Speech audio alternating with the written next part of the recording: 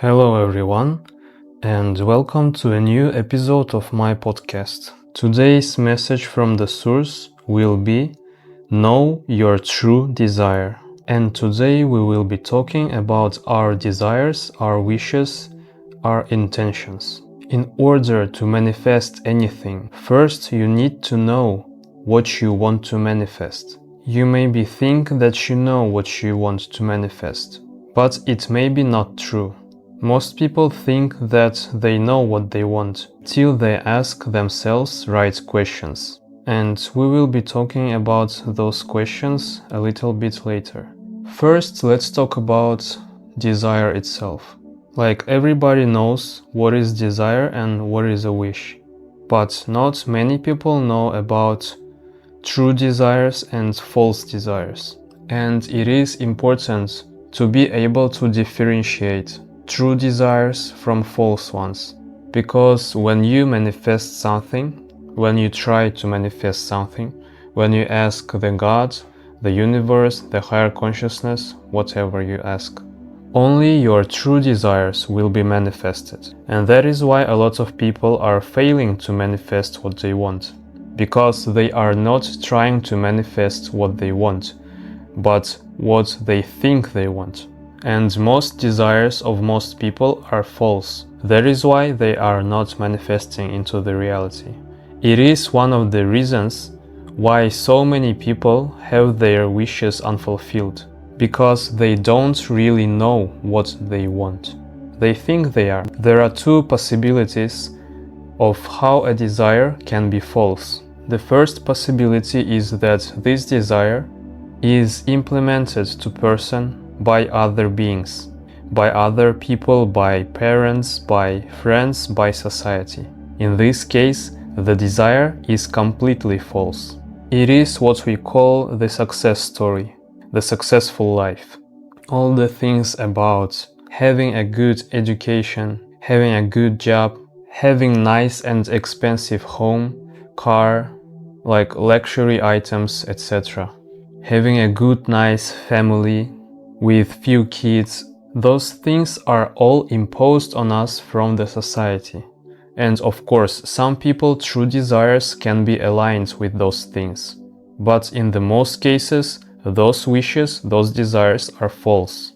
And the person only thinks that these are their true desires, because they never actually thought about what they want from this life, what experience they want to have, what kind of lifestyle they want to have, what kinds of things they want to have in their life, what kinds of people they want to meet, etc. That is why it is so important to live consciously, because if you live unconsciously, your lifestyle, your desires, your wishes will be 100% imposed on you by other people.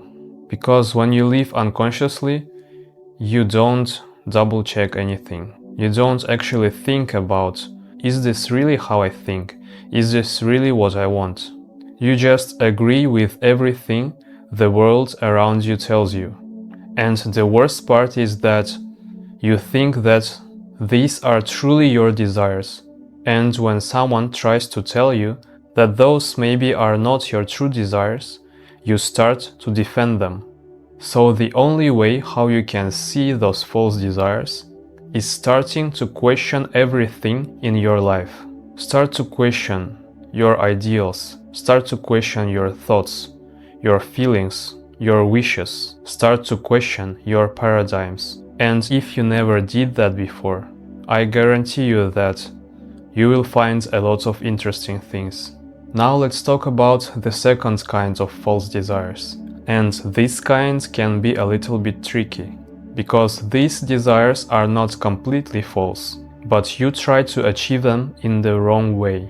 Let's just make an example. For example, you want to buy a house, and you know already what kind of house you want to buy. You want it to be sturdy, you want it to be secure, you want it to bring you peace and joy. And this is an excellent wish. And with these kinds of wishes, you may forget about what you want from your house, like not materially, but emotionally. what you want to feel, what will be your inner state when you have this house. You will be feeling peace, you will be feeling secure. Maybe you will be having a loving family living with you, so you will be feel loved.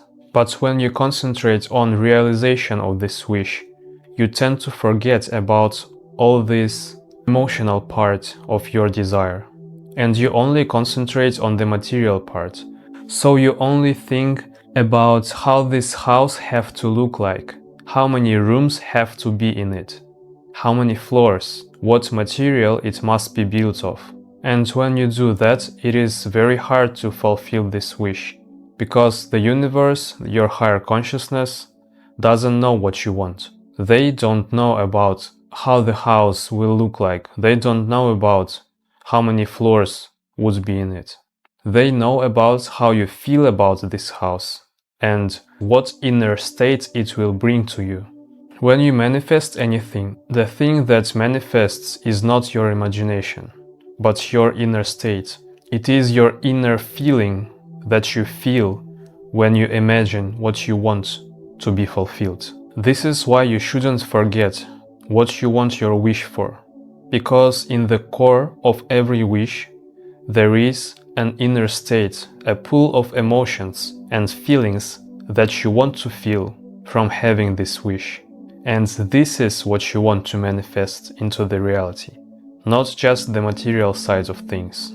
So let's say you realized your false wishes and got rid of them, but now you are left with an open space, and you don't know what you really want, and you don't know what your wishes are. And that is when those questions I was talking about previously are getting into the picture. I will now tell you about this question that you will ask yourself, and you will answer yourself honestly. Don't try to lie to yourself. Don't try to cheat yourself. So the first question is this: what are you going to do if you will earn same amount of money every month, no matter what you do? Let's say every month you earn an amount of money that allow you to fulfill all your current needs. You can fulfill all your current needs and even a little bit more. You will not live lavishly, but like above average. So you earn this amount of money every month, no matter what you do, starting right now, right here. So in this case, what will you want to do when you don't have to live from paycheck to paycheck? When you don't have to think about where you can get this extra cash to pay up your bills. So now you have all the time to yourself. Even if you will not do anything, even if you will not do any job, you still be paid this amount of money every month. What will you do in this case? What will you want to make? Maybe you will want to create something. Maybe you will want to help other people with your skills, with your words, or maybe you just want to rest. Probably a lot of people will want to rest, but that's okay. You can rest, because in our current world, in the situation like this, most people will choose to rest because you are constantly tired, and that's okay. And I don't tell you to cut your job. Even if it takes a lot of your time, you still have time to rest. But you use this time wrong. You watching videos, you scrolling, you chatting. This is not rest, and you know that. Find something that will really allow you to rest. Maybe just sleep. Maybe take a bath. Maybe take your favorite book and go read it in a park. Just remember this. When you end up more tired after supposedly resting activity, then it is not rest. Okay, so the second question is, what you gonna do if you suddenly get $10 million? What will you buy with it? What will you invest into? What kind of business you will open?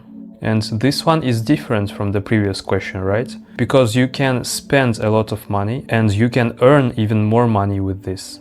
So this question is really about what you want to do in your life, what you want to do with your life, what kind of experience you want to have. Like most people, if they have $10 million, they can do everything they ever wanted to. So for example, you've done all that. You jumped with a parachute, you bought a house, you've bought a luxury car, so you did everything you wanted. So what now? What you will do? What you will want to do? Just feel it with your heart. If you don't have to worry about money, if you don't have to worry about anything, and you can live your luxury life, what will you do in this case? So this question is really for setting your higher goals that you want to pursue. It could be anything. The next question is, what you gonna do if you know that you will die in 6 months? That after next 6 months, your life will end. Will you try to fulfill something that you wanted long before? Or will you just lie down and rest until your final days? What will you want to do? Really imagine this situation and answer yourself honestly.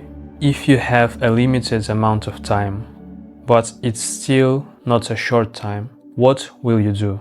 What will you try to achieve? What will you try to fulfill? Maybe you haven't seen your family in years, and you always pushed a visit to them.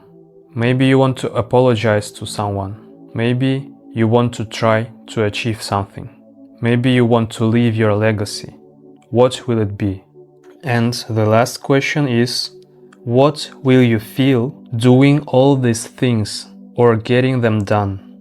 Like you just thought about all the things you may want to do or you may want to experience in those special cases. So now you should think about doing them, imagining yourself doing them, and find out what will you feel doing those things. Will it fulfill you? Will it bring you joy? Will it bring you happiness? Will it bring you enlightenment? Will it bring you love and peace? And this question is really about telling if you lied to yourself or not. If you lied to yourself or if you answered honestly. If your answer to this question is happiness, fulfillment, joy, and all those high vibrational emotions and feelings, then those are really your true desires. Now you know what you want, and you can start to fulfill all of your true desires. But if your answer to this question is, I don't know, maybe not, maybe yes, I don't know, I'm not sure, it will not bring me any emotions, etc., then you lied to yourself. And you need to start over and ask yourself those questions once more. And do this until your answer to the last question is high vibrational inner states, emotions and feelings. Also one remark. Often the thing that you really want to do, your truest wish, your truest desire, is something that you wanted to do from when you were a child. Because when we were children, we didn't have all these restrictions, paradigms, boundaries, etc. We just wanted to do what we want to do. We just wanted to talk to people that we want to talk to. So maybe try to remember your childhood, if it is not something that you don't want to remember. And you may actually find something out. Yes, that's it. And I think it is pretty simple to find your true desires. It is just you may not have really tried to. So now you know how to do that, and I wish you everything good, and I know that you will achieve them. That's it for today's video, for today's podcast. If you resonated with it, if you enjoyed it, I ask you to leave a like if you can, and subscribe to wherever you're listening or watching it. If you have any questions or have something to add, please write down a comment. I thank you for watching, for listening, and see you next time.